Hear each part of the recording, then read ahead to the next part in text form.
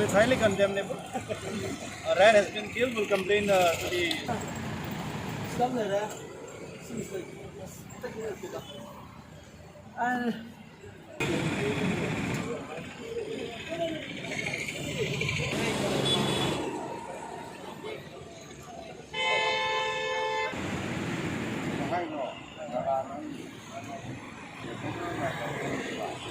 Because it is on the road where it is leading to the main entry of the RIMS hospital.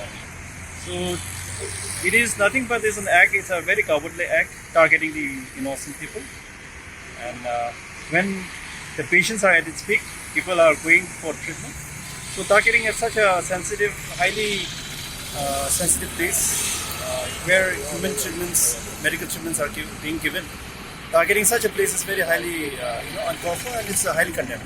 Don't forget to like, share, and subscribe to East Mojo. For any queries, put them down in the comments section below and press on the bell icon for notifications.